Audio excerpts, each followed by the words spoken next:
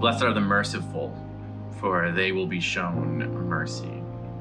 That's in Matthew 5:7. And this is one of the Beatitude verses that isn't paralleled in Luke's account. In some ways, it seems kind of obvious. If you live the kind of life that offers mercy and extends mercy to others, then you will be shown mercy. It's a kind of golden rule verse. To do unto others as you would have them do unto you.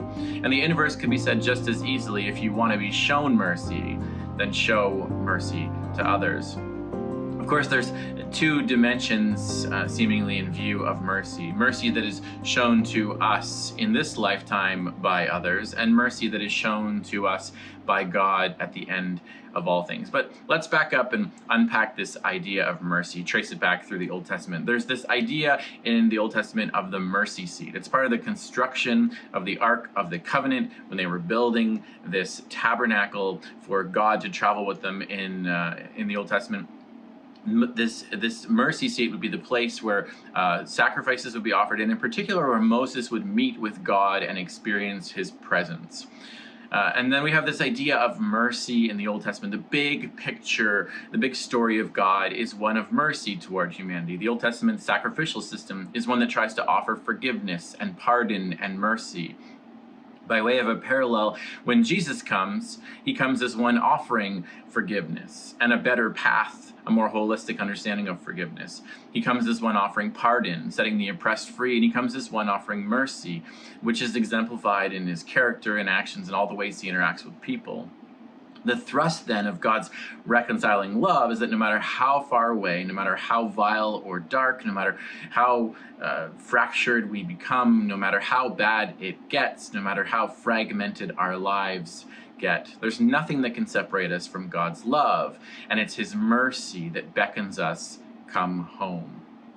Mercy then is a key character trait of the God we love and strive to serve. And if the Beatitudes are indeed a self-portrait of Jesus, as Henry Nouwen suggests, then mercy is the central character trait of Jesus. And we, as people who long to be more and more like Jesus, ought to long to be more and more merciful.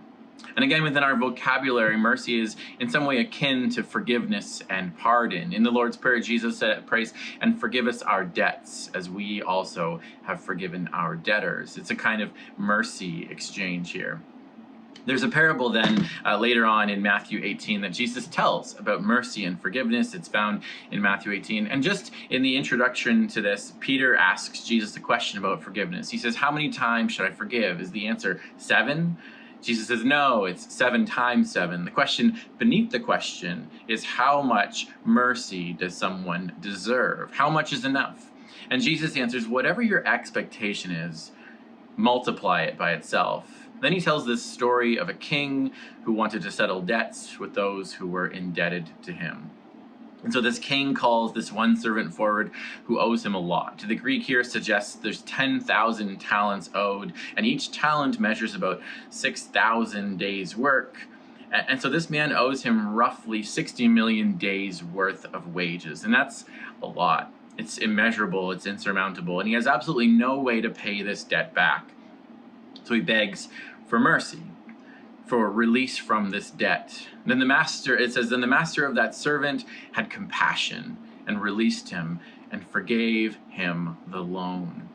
The story goes on, this same servant also had lent some money out. Someone owed him 100 days' work. And his response was to go to that person owing him money and violently demand the repayment of this money.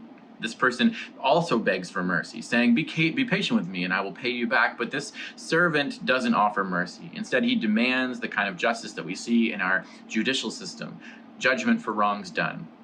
The man gets locked away in prison, and we find out that the king gets word of this, and he's irate. He calls this servant wicked. He says, I forgave you all that debt because you begged me. Shouldn't you also have had mercy on your fellow servant as I had mercy on you? This parable of Jesus ends grimly. To the servant and to all those who choose against offering mercy, Jesus says that mercy will not be offered. But for those that offer mercy, that walk with mercy, that generously extend mercy, mercy will be offered. To those that forgive, forgiveness will be offered. Of course, this is all said in the abstract, and we have to ask ourselves, when the rubber hits the road, when we're faced with our own situations of feeling owed to, of feeling like wrong has been done to us, of feeling like forgiving somebody is not possible right now or maybe ever, we have to wrestle with this. And it's in these times where verses like these are really, really hard to live out. That's when we need one another. Community is so important, and that's when we need the help of God. I'll end with these words from someone who knew God's mercy quite intimately, author and priest Brennan Manning, from his book, The Ragamuffin Gospel. He says, "For ragamuffins, God's name is mercy. We see our darkness as a prized possession because it drives us into the heart of God. Without mercy, our darkness would plunge us into despair. For some, self-destruction. Time alone with God reveals the unfathomable depths of the poverty of the spirit." God's name is mercy, and it's our own darkness and woundedness and fracture that can drive us toward God and his mercy. Without it, we'd be lost. But with it, it becomes the starting point for us to become merciful people who live it, who extend it, who generously offer it. If you've ever been shown mercy by another, let your mind wander to how that felt. Sit with that. Meditate on how those feelings of being met with mercy felt. Finally, there was a recording that Elevation put together a few years back of the Porter's Gate song, "Blessed Are the Merciful," that we will leave it with. I encourage you just to sit with that for the next couple minutes. Blessed are the merciful, blessed are the merciful, blessed are the merciful, for they shall receive mercy.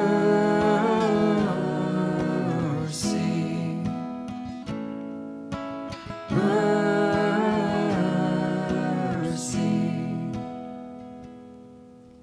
Forgive us as we forgive those who sin against us.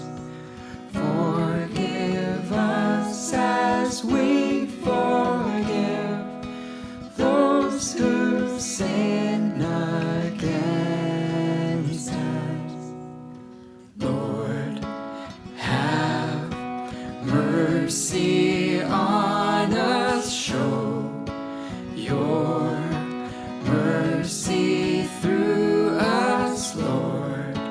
Have mercy on us, show your mercy through us, Lord. Have mercy on us, show your mercy